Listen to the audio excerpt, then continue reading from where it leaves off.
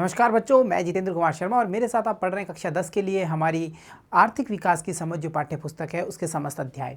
हमने अध्याय 1 को पूरा कर लिया था, जहां हमने विकास को लेकर के अच्छी खासी समझ बना ली थी। विकास की अवधारणा को हम स्पष्ट कर चुके थे और अर्थव्यवस्था का जो मूल ढांचा है उसको हम समझ चुके थे। हमने शुरू किया था पिछली कुछ कक्षाओं में हमारे अध्याय 2 को, जहाँ हम अब तक हमारे भाग संख्या 1 और भाग संख्या 2 को देख चुके हैं। हमारा अध्याय 2 है जो कि रिलेट है हमारी भारतीय अर्थव्यवस्था के क्षेत्रकों से। वहाँ हमने ये देखा था पार्ट 1 और पार्ट 2 में कि भारतीय अर्थव्यवस्था के कौन कौन से क्षेत्रक हैं, क्षेत्रक होते क्या हैं, इन क्षेत्रकों का वर्गीकरण हमने देखा और इन क्षेत्रकों का वर्गीकरण करते हुए हमने इन सारे क्षेत्रकों का आपस में जो रिलेशन था उसे समझ लिया था। आज हम शुरू करेंगे हमारा पार्ट 3 और इस पार्ट 3 में हम देखेंगे कि भारत के संदर्भ में जो प्राथमिक, द्वितीयक और तृतीयक क्षेत्रक हैं उनका क्या क्या योगदान है। जैसा पार्ट 2 में हमने चर्चा करी थी कि किसी भी देश की अगर हम जीडीपी निकाल रहे हैं तो हम ये देखते हैं कि वहाँ के जो समस्त क्षेत्रक हैं उनका कुल उत्पादन हमें क्या मैसेज देता है। उस उत्पादन को आधार बना करके हम जारी कर देते हैं वहाँ का जो सकल घरेलू उत्पाद यानी जीडीपी है उसे। तो आज हम शुरू कर रहे हैं भारत के संदर्भ में प्राथमिक, द्वितीयक और तृतीयक क्षेत्रक के योगदान, चाहे वो उत्पादन को लेकर हो उसे हम समझेंगे, चाहे वो रोजगार की उपलब्धता को लेकर हो उसे हम देखेंगे और अंत में हम देखेंगे कि जीडीपी में इन समस्त क्षेत्रकों का क्या क्या योगदान है। इनमें से ऐसा कौन सा क्षेत्रक है जिसने अन्य क्षेत्रकों को प्रतिस्थापित करते हुए अपना वर्चस्व बनाया है, कौन से मुख्य क्षेत्रक हैं, कौन से इसके अन्य क्षेत्रक हैं, इन सभी की चर्चा आज हम हमारी कक्षा में करने वाले हैं। तो देखिए, सबसे पहले जो हमारा टॉपिक है कि भारत में प्राथमिक, द्वितीयक और तृतीयक क्षेत्रक कैसे कार्य कर रहे हैं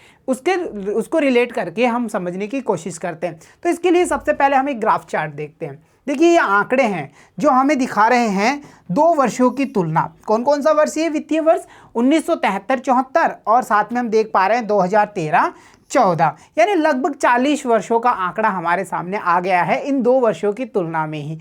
कैसे आ गया भाई? देखेंगे हम जो हमारा आधार वर्ष है यानी कि 1973 जहां से हम स्टार्ट कर रहे हैं उससे क्या वृद्धि हुई और वो वृद्धि कहां तक पहुंच रही है 2013 और 14 में। तो यहां देखिए बच्चों, सबसे पहले अगर हम भारतीय अर्थव्यवस्था के संदर्भ में बात करें तो हमारे जो तीनों क्षेत्रक हैं, प्राथमिक, द्वितीयक और तृतीयक क्षेत्रक, इनके जो योगदान है यानी कि हम ये कह सकते हैं उत्पादन, समझ लीजिए आप कितना करोड़ रुपए में है। जैसा हम 1973-74 की बात करते हैं तो देखिए यहाँ पे अगर हम 1973-74 की बात कर रहे हैं तो हम यहाँ क्या देख पा रहे हैं कि प्राथमिक क्षेत्रक का जो वर्चस्व है वो अन्य 2 क्षेत्रकों की तुलना में हमें ज़्यादा दिखाई दे रहा है। जैसा कि हमने रिलेट करके पिछले पार्ट में भी देखा था कि अगर विगत 100 वर्षों पहले की हम बात कर रहे हैं, जब संपूर्ण जनसंख्या का ज़्यादा से ज़्यादा भाग हमारा कृषि अर्थव्यवस्था पर निर्भर था, यानी हम ये कह सकते हैं कृषि एवं उसकी सहायक जो गतिविधियाँ थी उन पर हमारी जनसंख्या का अधिकतम भाग निर्भर था। तो हम क्या कह रहे थे वहाँ पर कि हमारा जो सकल घरेलू उत्पाद है वो प्रभावित हो रहा है हमारा प्राथमिक सेक्टर से। तो यहाँ भी हम देख पा रहे हैं 1973-74 की अगर हम बात करें तो यहाँ पर सर्वाधिक उत्पादन हमारा कौन दे रहा है? प्राथमिक क्षेत्रक दे रहा है। चलिए अब 40 वर्षों बाद की स्थिति देखते हैं। अगर हम 40 वर्षों बाद की स्थिति इस ग्राफ के माध्यम से समझते हैं तो हम क्या देखते हैं, ये कलर्स आप देख पा रहे हैं, जैसे ब्लू कलर हमारे तृतीयक क्षेत्रक को इंडिकेट कर रहा है, स्काई की बात करें वो हमारे द्वितीयक क्षेत्रक को इंडिकेट कर रहा है, और अगर हम ऑरेंज कलर की बात करते हैं तो वो हमारे प्राथमिक क्षेत्रक को इंडिकेट कर रहे हैं। तो हम यहाँ ये देख पा रहे हैं कि इस ग्राफ चार्ट के माध्यम से कि सर्वाधिक क्षेत्र, ये सबसे ज्यादा बड़ा ग्राफ बार हमें कौन सा दिखाई दे रहा है, किस कलर का दिखाई दे रहा है? सीधी सीधी बात है भाई, हमारा ब्लू कलर का। और ब्लू कलर क्या कहता है? ब्लू कलर कहता है मैं हूं इंडिकेशन तृतीयक क्षेत्रक का। सरल शब्दों में हम ये कह सकते हैं कि आगामी 40 वर्षों की अगर हम बात कर रहे हैं तो हमारी अर्थव्यवस्था में तृतीयक क्षेत्रक का जो उत्पादन क्षमता है या उत्पादन में योगदान है वो बढ़ चुका है अन्य दोनों क्षेत्रकों की तुलना में। और अगर अन्य दोनों क्षेत्रकों की भी बच्चों हम तुलना करते हैं तो क्या देख पा रहे हैं भाई, हमारे प्राथमिक सेक्टर का जो उत्पादन योगदान है वो घटता ही जा रहा है। ऐसा क्यों हो रहा है? सबसे बड़ी बात समस्या निकल के आ रही है, तृतीय क्षेत्रक का महत्व इतना बढ़ा तो क्यों बढ़ा भाई, उसका वर्चस्व इतना ज्यादा क्यों बढ़ रहा है? अगर उसका वर्चस्व इतना बढ़ चुका है तो इसका हमारी जीडीपी पर क्या प्रभाव पड़ रहा है? क्या हम विकासशील से विकसित की ओर उन्मुख हो रहे हैं? ये सब क्वेश्चंस हमारे सामने निकल के आते हैं इस ग्राफ को देखने के बाद में। अगर 73-74 की बात हम करेंगे तो सरल शब्दों में क्या कहेंगे कि भाई हमें तो पता है प्राथमिक क्षेत्र पर सर्वाधिक जनसंख्या निर्भर करती थी स्टार्टिंग में, और इसी कारण प्राथमिक क्षेत्र या कृषि एवं उसका सहायक गतिविधियों का जो क्षेत्रक है, जिसे हम प्राथमिक सेक्टर कहते हैं, उस पर निर्भरता सर्वाधिक थी हमारे विगत 100 वर्षों की हम बात करें तो। फिर धीरे धीरे कारखानों का विकास हुआ, या हम ये कहें जबरन लोगों को कारखानों में इंडिकेट किया गया, और हम देख रहे हैं फिर औद्योगिक क्षेत्रीकरण हुआ, और उसके कारण हमारा द्वितीयक क्षेत्रक हाईलाइट हुआ। और आज हम ये देखते हैं कि जो हमारा तृतीयक क्षेत्रक है उसका उत्पादन में सर्वाधिक योगदान है। ग्राफ के माध्यम से हम ये बात तो समझ चुके, यानी हमने तथ्यात्मक आंकड़े तो ग्रहण कर लिए। अब इसके पीछे की बात क्या है, फैक्ट क्या है भाई, क्यों हुआ ऐसा, कैसे हो रहा है, ये सब इन पे हम चर्चा करेंगे। तो चलो पहले कुछ प्रश्नों पे चर्चा कर लेते हैं ग्राफ के माध्यम से। देखिए, सन 1973-74 में सबसे बड़ा उत्पादक क्षेत्र कौन था भाई? 1973-74 की बात कर रहे हैं, यानी स्टार्टिंग की हम बात कर रहे हैं। तो उस समय हमें पता था कि कृषि एवं उसकी सहायक जो गतिविधियां हैं, यानी कृषि पर निर्भर होने वाली जो गतिविधियां, चाहे पशुपालन हो, हमारा मत्स्य पालन कर रहे हैं, हम नेचर से रिलेट करके जो चीज़ें देख रहे हैं, वो हमारे प्राथमिक सेक्टर में थी, और सर्वाधिक योगदान उसी का था, जैसा कि हम पाई चार्ट में, हमारे ग्राफ चार्ट में भी देख रहे हैं। तो हमारा आंसर क्या होगा यहाँ पे? सीधा सीधा भाई प्राथमिक क्षेत्रक। तो हम ये कहेंगे 1973-74 की अगर हम बात करते हैं तो वहां पर हमारा सर्वाधिक बड़ा उत्पादक क्षेत्रक हमारा प्राथमिक क्षेत्रक था। ठीक है, चलिए नेक्स्ट की बात करते हैं। अगला क्वेश्चन हमें कहता है कि वर्ष 2013-14 में सबसे बड़ा उत्पादक क्षेत्रक कौन था? यानी आगामी 40 वर्षों की तुलना आपने कर ली है। अब ये बताइए कि सबसे बड़ा उत्पादक क्षेत्रक कौन सा है? तो हमें पता है, ग्राफ चार्ट में भी हमने अध्ययन किया कि प्राथमिक क्षेत्रक को प्रतिस्थापित करके जो हमारा तृतीयक क्षेत्रक था, जिसमें कि हम कहते हैं कि सेवा संबंधित कार्य आते हैं हमारे ज्यादातर, तो हम उन्हें सेवा क्षेत्रक भी कहते हैं। सीधा उत्पादन नहीं करता ये, बल्कि ये प्राथमिक में द्वितीयक क्षेत्रक का क्या करता है? हेल्प करता है, उन्हें मोटिव करता है, उनके योगदान करता है उनके विकास के लिए, तो इसे सेवा क्षेत्रक भी कहा जाता है। तो अगर वर्ष 2013-14 की हम बात कर रहे हैं तो वहां पे हमारा सीधा आंसर होगा तृतीयक क्षेत्रक सबसे बड़ा उत्पादक क्षेत्रक है। तो हम यहां लिखेंगे तृतीयक क्षेत्रक।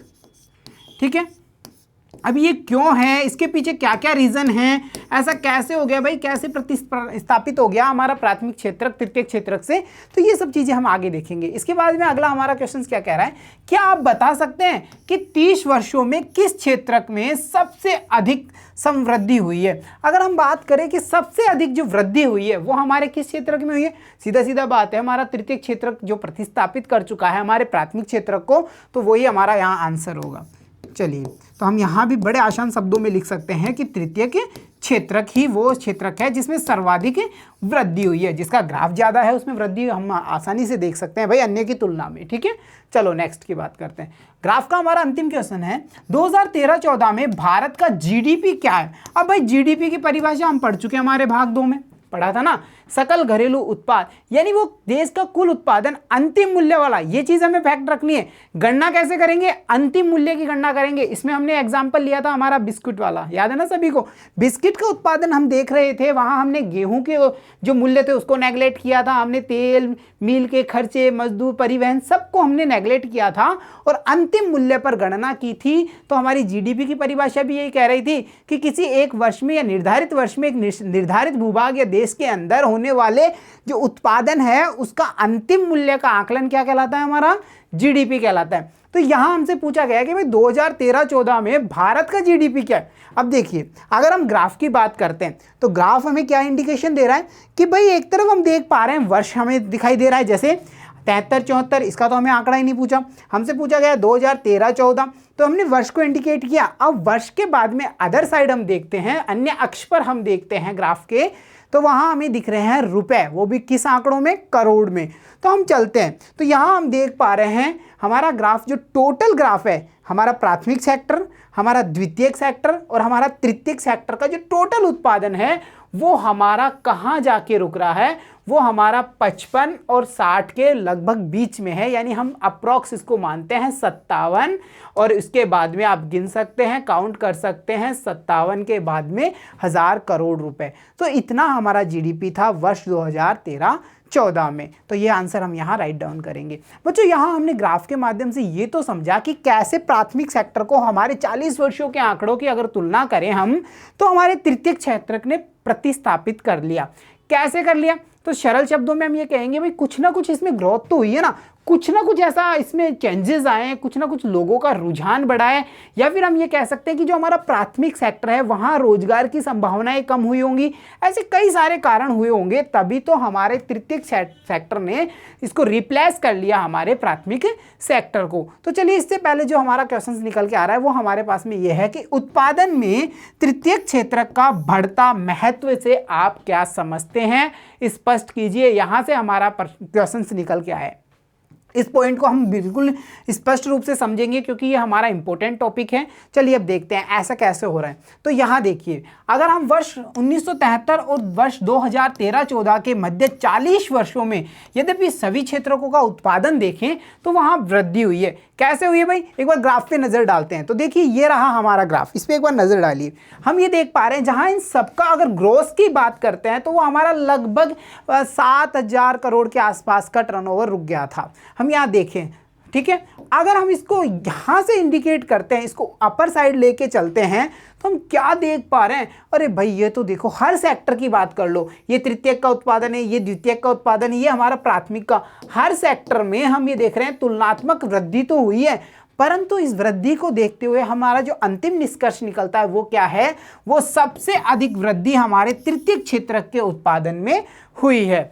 क्यों हुई है, इसके कारण हम आगे देखने वाले हैं। तो देखिए निष्कर्ष के तौर पे हम ये कह सकते हैं वर्ष 2013-14 में भारत में प्राथमिक क्षेत्र को प्रतिस्थापित करते हुए तृतीयक क्षेत्र सबसे बड़े उत्पादक क्षेत्र के रूप में उभरा है। हमने जब जीडीपी की बात करी थी हमारे भाग संख्या 2 में, तो हमने ये देखा था कि एक तो उत्पादन को हम देख पा रहे हैं, वहां पे कितना उत्पादन हो रहा है उस आधार पे हम जीडीपी निकाल रहे हैं। पर हम ये भी देख रहे थे कि जैसे जैसे उत्पादन बढ़ रहा है वहां पे हम ये देख रहे हैं आय के सोर्सेज भी बढ़ते जाएंगे, रोजगार की उपलब्धता भी बढ़ेगी और हमारी जीडीपी में उस क्षेत्र का जो योगदान प्रतिशत है यानी हिस्सेदारी का परसेंटेज है वो भी क्या होगा, वो भी इंक्रीज होता जाएगा। तो यहां हम निष्कर्ष के रूप में ये कह पाएंगे कि वर्ष 2013-14 में भारत में प्राथमिक क्षेत्र को प्रतिस्थापित करते हुए हमारा जो तृतीयक क्षेत्र है वो सबसे बड़े उत्पादक क्षेत्र के रूप में उभरा है। भाई प्राथमिक तो और द्वितीयक की बात करें तो उन दोनों का क्या हुआ, हमने जब ये पढ़ा था किसी देश की हम सकल घरेलू उत्पाद को देखते हैं या हम उसके विकास को देखते हैं, ग्रोथ को देखते हैं, तो वहाँ एक क्षेत्रक या एक से अधिक क्षेत्रक महत्वपूर्ण हो सकते हैं, जबकि जो अन्य क्षेत्रक हैं वो छोटे क्षेत्रक हो जाते हैं। तो अगर हम ये वर्ष 2013-14 का आंकड़े ले रहे हैं तो हम सीधा सीधा कहेंगे तृतीयक क्षेत्रक हमारा महत्वपूर्ण क्षेत्रक हो गया, मुख्य क्षेत्रक हो गया, और जो हमारे प्राथमिक और द्वितीयक क्षेत्रक हैं वो हमारे अन्य छोटे क्षेत्रक कहलाएंगे। क्लियर हुआ। तो चलिए अब जो हमारा क्वेश्चन था हमारे सामने, सबसे बड़ी समस्या थी वो ये थी कि भारत में तृतीयक क्षेत्रक इतना महत्वपूर्ण क्यों हो गया। भाई आपने आंकड़े तो बता दिए, ग्राफ चार्ट समझा करके स्पष्ट कर दिया कि भाई हमारा तृतीयक क्षेत्रक प्राथमिक क्षेत्रक को प्रतिस्थापित रिप्लेस करता हुआ हमारा महत्वपूर्ण औद्योगिक क्षेत्रक या हम कहें महत्वपूर्ण अर्थव्यवस्था का क्षेत्रक बन चुका है। पर ये बना क्यों, क्योंकि हमारे क्वेश्चन तो समाप्त नहीं होते ना। हमने कहा भाई ये, हाँ भाई ये बात ऐसे हो चुकी है, ऐसा क्यों हुआ, और जब तक ऐसा क्यों हमारे माइंड में नहीं आता तब तक समझ लेना चाहिए हमारा भी विकास नहीं हो रहा। तो हमारे सामने आ गया भाई ऐसा क्यों हो रहा है, क्यों हुआ, तृतीयक क्षेत्र कितना महत्वपूर्ण, इसके पीछे क्या क्या रीजन थे, और यहाँ से हमसे विगत वर्षों में क्वेश्चंस भी पूछा गया है बोर्ड एग्जाम्स में, तो हमें इसको अच्छे से समझना है। तो चलिए स्टार्ट करते हैं। देखिए हम कैसे इसको स्पष्ट कर सकते हैं। पहला जो कारण हमारे सामने निकल के आ रहा है वो देखिए, प्रथम सबसे पहले किसी भी देश में अनेक सेवाओं जैसे अस्पताल, शैक्षिक संस्थाएं, डाक एवं तार सेवा, थाना, कचहरी, ग्रामीण प्रशासनिक कार्यालय, नगर निगम, रक्षा, परिवहन, बैंक, बीमा कंपनी इत्यादि की आवश्यकता होती है। भाई आज की एज की बात करेंगे तो ये तो सारे वो टॉपिक्स हैं, वो सब संस्थाएं हैं, वो सेवाएं हैं जो चाहिए ही चाहिए। बताओ आप इनमें से एक भी किसी सेवा को नेगलेक्ट कर सकते हैं क्या? नहीं कर सकते ना। तो इनकी तो बहुत आवश्यकता है। इन्हें हम कहते हैं ये हमारी बुनियादी सेवाएं हैं। कैसी सेवाएं? बुनियाद की। बुनियाद कैसे कह सकते हो आप इनको? भाई बुनियाद ऐसे कह सकते हैं, परिवहन नहीं है तो प्राथमिक क्षेत्रक में उत्पन्न हुआ गन्ना आप मील तक कैसे ले जाएंगे, और अगर वो मील तक नहीं पहुंचेगा तो उसकी चीनी नहीं बनेगी, चीनी नहीं बनेगी तो हम ये देख पाएंगे कि हमारा प्राथमिक क्षेत्र का जो रोजगार है वो ठप हो चुका है, द्वितीयक क्षेत्र का रोजगार है वो भी ठप हो चुका है, और जीडीपी औंधे मुंह गिर जाती है। तो हम ये समझ पाते हैं कि जो ये सारी सेवाएं हैं वो हमारी बुनियादी सेवाएं हैं। ये किसी प्रकार का कोई वस्तु उत्पादन नहीं कर रही हैं, परंतु हमने जब क्षेत्रक की अर्थव्यवस्था के क्षेत्रक की बात की थी तो हमने वहाँ क्या कहा था, चाहे वो किसी भी ऐसी गतिविधियां जो वस्तुओं को उत्पादित कर रही हों या फिर सेवाओं को उत्पादित कर रही हों, उन्हें हम हमारी अर्थव्यवस्था की क्षेत्रक गतिविधियां कहते हैं ना। तो यहाँ हम ये देख पा रहे हैं ये सारी बुनियादी जो सेवाएं हैं वो किसी प्रकार का कोई उत्पादन तो नहीं कर रही, परंतु उत्पादन में योगदान जरूर करती हैं, यानी ये हेल्प करती है, इसलिए इन्हें सेवा क्षेत्रक भी कहा जाता है। तो देखिए किसी विकासशील देश में इन सेवाओं के प्रबंधन की जिम्मेदारी किस पर होगी, सरकार पर होती है। सरकार ही मोस्टली ये सारी सेवाएं उपलब्ध कराती है। तो हम ये समझ पा रहे हैं जो चीज़ें सरकार के अंडर में काम कर रही हैं तो उन्हें अच्छा प्रशासन मिलता है, उनकी ग्रोथ होने की संभावनाएं ज़्यादा रहती हैं। तो इस वजह से पहला कारण तो ये है कि भाई ये सारी बुनियादी सेवाएं धीरे धीरे लोगों की आवश्यकताएं बढ़ती गई, इन बुनियादी सेवाओं की आवश्यकताएं ज़्यादा होती गई। इस कारण हमारा जो तृतीयक क्षेत्रक है वो हमारे प्राथमिक क्षेत्रक को रिप्लेस करता गया। ठीक है। अन्य कारण देखिए, कृषि एवं उद्योग के विकास से परिवहन, व्यापार, भंडारण जैसी सेवाओं का विकास होता है। बिल्कुल स्पष्ट बात है भाई। अगर हम ये कहें हमारा प्राथमिक सेक्टर और द्वितीयक सेक्टर कोई कार्य कर रहे हैं तो पहला तो ये आपस में जुड़े हुए हैं, सारे सेक्टर एक दूसरे से जुड़े हुए हैं, जिसको लेकर के हमने एक तालिका देखी थी और क्वेश्चंस को सॉल्व किया था हमारे भाग संख्या 1 में। तो हम ये कह रहे हैं अगर कृषि और उद्योगों का विकास हो रहा है तो इसके साथ साथ कई सारी और सेवाएं हैं जिनका विकास होता है। भाई कृषि ने गन्ना उगाया, परिवहन उसे नहीं ले जाएगा तो उद्योगों तक कैसे पहुंचेगा, परिवहन का विकास हो रहा है। कृषि में कुछ उत्पादन हुआ, उद्योगों में कुछ उत्पादन हुआ, व्यापार के माध्यम से हम कह रहे हैं व्यापारियों के द्वारा व्यापार के माध्यम से उसे फैलाया जा रहा है, सार्वजनिक सेवा वितरण प्रणाली को अपनाया जा रहा है, तो हमारा व्यापार क्रिएट होता है। भंडारण, स्टॉक को कहाँ रखेंगे, उत्पादन कर लिया, उद्योगों में माल बन भी गया, पर उसका स्टॉक कहाँ करेंगे, उसका भंडारण कहाँ करेंगे। तो ये सब चीज़ें हम देख पा रहे हैं कि जैसे जैसे हमारा कृषि एवं उद्योग का विकास होता गया वैसे वैसे हमारा परिवहन, व्यापार या भंडारण जैसी जो सेवाएं हैं उनका विकास भी होता गया। प्राथमिक और द्वितीयक क्षेत्रक का विकास जितना अधिक होगा ऐसी सेवाओं की मांग उतनी ही अधिक होगी। तो ये दूसरा रीजन है भाई, एक दूसरे पर निर्भरता के कारण जैसे जैसे हमारे प्राथमिक और द्वितीयक क्षेत्रक ग्रोथ करते गए वैसे वैसे जो हमारे ये तृतीयक क्षेत्रक हैं वो भी ग्रोथ करने लगे। इसके अलावा जो अगला कारण है यानी तीसरा कारण है वो देखिए, जैसे जैसे आय बढ़ती है, ठीक है, अब इसको हम यहीं रोकते हैं। देखो क्या होता है, हमारी कुछ आय बढ़ती है, हमारे पास में हमारी आवश्यकताओं से ज़्यादा पैसा आता है, हम उसे इन्वेस्ट करते हैं, पहली चीज़।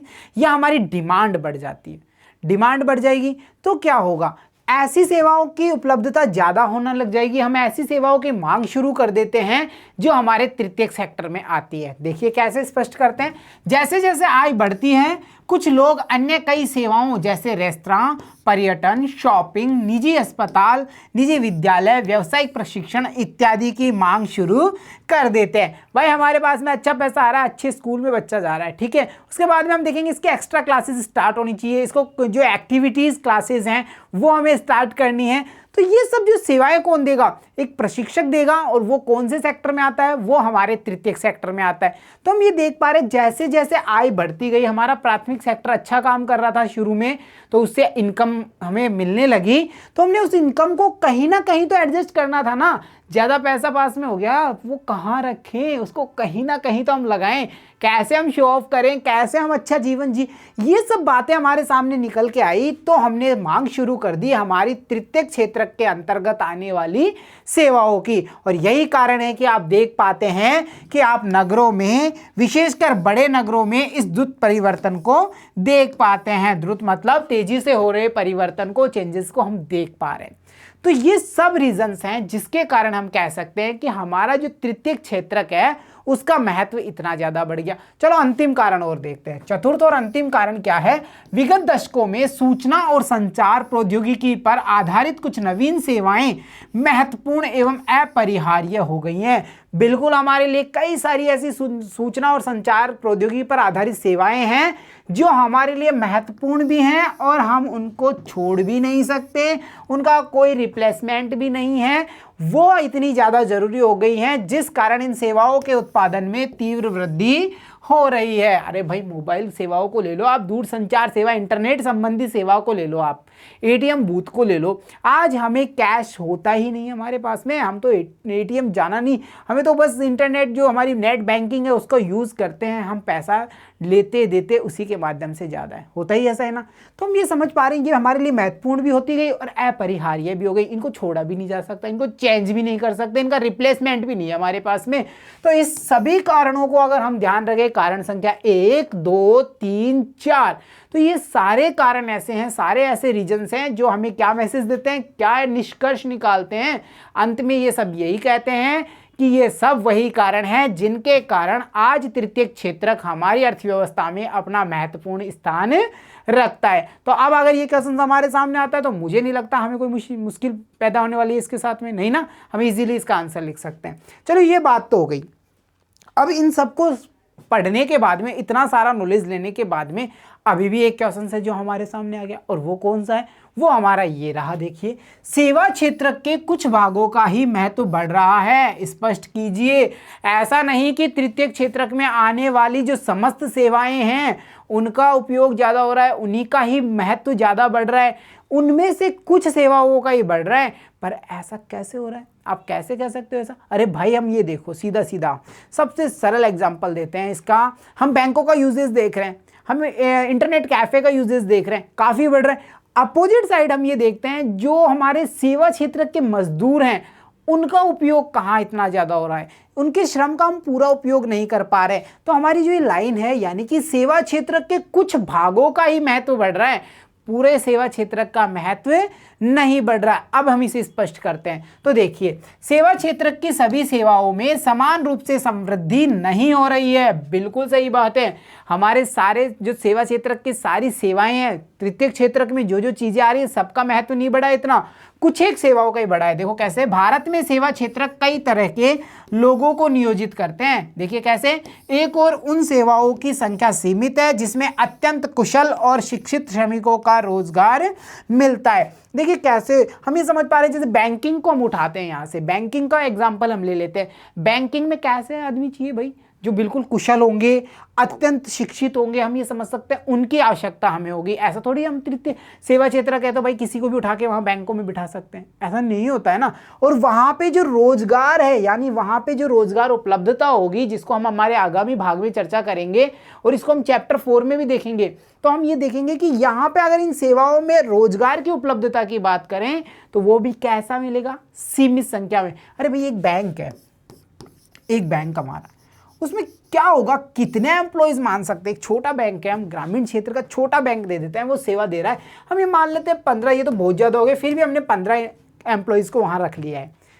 15 एम्प्लॉयज़ ही है ना, हम इसको 16 भी नहीं कर पाएंगे क्योंकि उतनी ही सेवा दे पाएंगे। वो कैसा रोजगार है ये हम इसकी बात करते हैं तो ये ऐसा है जिसमें अत्यंत कुशल और शिक्षित श्रमिक चाहिए, परंतु इसकी जो रोजगार उपलब्धता यानी एम्प्लॉयमेंट परसेंटेज है वो कैसा होगा, वो डाउन साइड जा रहा है, वो कम है। इसी कारण हम कह सकते हैं कि कुछ क्षेत्रकों का ही महत्व बढ़ रहा है, सारे तृतीयक क्षेत्र का नहीं है। इसके अलावा देखिए, दूसरी ओर बहुत अधिक संख्या में लोग छोटी दुकानों, मरम्मत कार्यों, परिवहन जैसी सेवाओं में लगे हुए हैं। बहुत बड़े एग्जाम्पल है, गली गली में 10 दुकानें मिलेंगी, मिलती है ना हर चीज़ की। अगर हम बात करें मरम्मत कार्य में, मजदूर कहते हैं चौपाटी पे मजदूर भरे हुए हैं, जाइए बस एक दाम तय कीजिए, उनको ले आइए। तो हम ये कह पा रहे हैं ऐसी कई सारी सेवाएं जो तृतीयक क्षेत्र में आती हैं, दुकानदार हमारा। इसके अलावा बात करें मरम्मत कार्य में लगे हुए, खुले मजदूर, परिवहन में लगे हुए, तो परिवहन जैसी सेवा, ये सब सेवाएं क्या है, यहाँ पे लोगों की अधिकता तो ज़्यादा है परंतु उनका उत्पादन कैसा हो रहा है, जीरो मान सकते हैं। कुछ मजदूर ऐसे होते हैं बेचारे पूरे दिन चौपाटी पे खड़े होकर वापस शाम को घर आ जाते हैं, उन्हें उस दिन एम्प्लॉयमेंट एंड रोजगार मिलता ही नहीं है, नहीं मिलता ना। तो हम ये समझ पा रहे हैं एक और तो ऐसा सेक्टर है, इस सेक्टर के अंदर सब सेक्टर है जिसमें कुशल और हमें कैसे मजदूर चाहिए, अत्यंत शिक्षित मजदूर चाहिए, परंतु वहां रोजगार कैसा है, कम है। एक तरफ ऐसा है जहां बहुत अधिक संख्या में लोग लगे हुए हैं परंतु वहाँ रोजगार के अवसर कैसे हैं, वहाँ भी कम है। तो हर तरफ देखें तो हमें अंत में क्या कह सकते हैं, हम ये कह सकते हैं कि ये जो हमारा तृतीयक क्षेत्रक है इसका पूरे का विकास नहीं हो रहा, ये पूरा महत्वपूर्ण नहीं है, बल्कि ये जो समृद्धि हो रही है वो केवल कुछ एक भाग में हो रही है। देखिए जो ये चौपाटी वाले लोग हैं, दुकानदार हैं, वे बड़ी मुश्किल से जीविका या निर्वाह कर पाते हैं और वे इन सेवाओं में इसलिए लगे हुए हैं क्योंकि उनके पास कोई अन्य वैकल्पिक अवसर नहीं है। कौन जनरेट करेगा, रोजगार कहाँ से लाएंगे इतना सारा, यही तो समस्या है ना। बेरोजगारी आती क्यों है? देखो बच्चों, इस अध्याय में जब हम आगे पढ़ेंगे हमारा भाग संख्या 4, तो वहाँ हम ये देखेंगे कि खुली बेरोजगारी क्या है, अल्प बेरोजगारी, प्रच्छन्न बेरोजगारी, इसको हम समझेंगे कि भाई ये है क्या चीज़। तो हमें ये समझ में आएगा कि लोग काफ़ी सारे हैं हमारे पास में, श्रमिक खूब हैं, वो मजबूरी में एक कार्य कर रहे हैं जहाँ उनकी आवश्यकता ही नहीं है। अरे भाई बिल्कुल आवश्यकता नहीं है। खेती को देख लो तुम, खेती है, एक खेत है छोटा सा, इसका एग्जांपल हम हमारे पार्ट 4 में भी लेंगे, यहाँ के हल्का सा इसको टच करते हुए निकलते हैं। एक छोटा सा खेत है, इस खेत वाले आदमी के पास में 7 जनों का परिवार है, 7 सदस्य हैं इसके पास में। अब क्या हो रहा है, ये सातों के सातों क्या कर रहे हैं, खेती कर रहे हैं। और ये भूमि कैसी है, ये भूमि हमारी वर्षा सिंचित भूमि है। ज्योग्राफी में आपने देखी होगी, वर्षा सिंचित भूमि मतलब यहाँ पे जो उत्पादित होता है वो वर्षा पे डिपेंड कर रहा है। तो अब ये सातों के सातों सदस्य यहाँ काम कर रहे हैं। छोटा सा खेत है, हम ये देखते हैं 1 हेक्टेयर का खेत है छोटा सा, जिसमें ये सारे काम कर रहे हैं। क्या इन सातों की आवश्यकता है यहाँ पे? नहीं है ना। पर क्यों कर रहे हैं ये काम? क्योंकि इनके पास में अन्य कोई वैकल्पिक अवसर नहीं है। और यही कारण पैदा करता है अल्प बेरोजगारी को, जिसे हम कहें खुली बेरोजगारी, प्रच्छन्न बेरोजगारी, इन सबको पैदा करता है यही कारण कि हमारे देश में वैकल्पिक अवसर नहीं है रोजगार के। इसलिए लोग न चाहते हुए भी वो कार्य करते हैं जहां से उन्हें आमदनी या उनके अनुसार जो कार्य नहीं होता वो भी करते हैं। देखिए इस कारण सेवा क्षेत्र के केवल कुछ भागों का ही महत्व बढ़ रहा है। सबसे अच्छा एग्जाम्पल हम ये देख पा रहे हैं, हमारे दैनिक जीवन से रिलेट करते हैं ना किसी एग्जाम्पल को, तो वो सबसे बेटर होता है। देखिए हम ये देखते हैं आजकल वैकेंसीज निकलती हैं, हमें एक सबसे छोटी पोस्ट की वैकेंसी निकल रही है, तो आप ये देखेंगे जिन्होंने पीएचडी कर रखी है, एमफिल कर रखी है, वो लोग उसके लिए अप्लाई कर रहे हैं, जबकि वहाँ की योग्यता 5वीं 8वीं पास के लिए। क्यों हो रहा है ऐसा? क्योंकि उन लोगों के पास में रोजगार के वैकल्पिक अवसर नहीं हैं, तभी उन्हें मजबूरी में वो कार्य करना होगा। क्यों करना है? क्योंकि भाई जीविका तो निर्वाह करना ही है, हमें रहना है, हमें जीना है, हमें खाना है, आय तो चाहिए। और इनकम कैसे होगी? कोई ना कोई कार्य करेंगे तब। तो यही रीज़न है, इस कारण सेवा क्षेत्र का पूरे का महत्व नहीं बढ़ा है, ओनली इसके कुछ भाग ऐसे हैं जिनका महत्व बढ़ा है। और उन कुछ भागों के कारण ही हम देखते हैं कि अर्थव्यवस्था में इसका, जीडीपी में इसका योगदान सर्वाधिक है। आप कल्पना कीजिए अगर पूरे तृतीयक क्षेत्र का एक साथ महत्व बढ़ जाता है तो वो देश विकसित नहीं, फिर विकासशील की श्रेणी में आता है। तो प्यारे बच्चों, ये थी हमारी आज की क्लास, जिसमें हमने ये देखा कि कैसे हम ये देख पा रहे भारत के जो प्राथमिक, द्वितीयक, तृतीयक क्षेत्रक हैं, इनमें विगत 40 वर्षों में कैसे इनकी हिस्सेदारी में अंतर आया है, कैसे परिवर्तन हुआ, किस क्षेत्र का महत्व बढ़ा है, किस क्षेत्र का महत्व पहले अधिक था और वो अब हमारे अन्य छोटे क्षेत्रकों के स्थान पर चला गया है। तो इन सब के बारे में आज की कक्षा में हमने डिस्कस कर लिया। तो प्यारे बच्चों, देखते रहिए, सीखते रहिए। मिलता हूँ आपसे अगली कक्षा में, और आगे और हम समझेंगे भारतीय अर्थव्यवस्था के जो अनेक क्षेत्रक हैं उनको लेकर के हमारे नॉलेज के बारे में। तो ठीक है बच्चों, मिलता हूँ आपसे अगली कक्षा में, तब तक के लिए धन्यवाद बच्चों।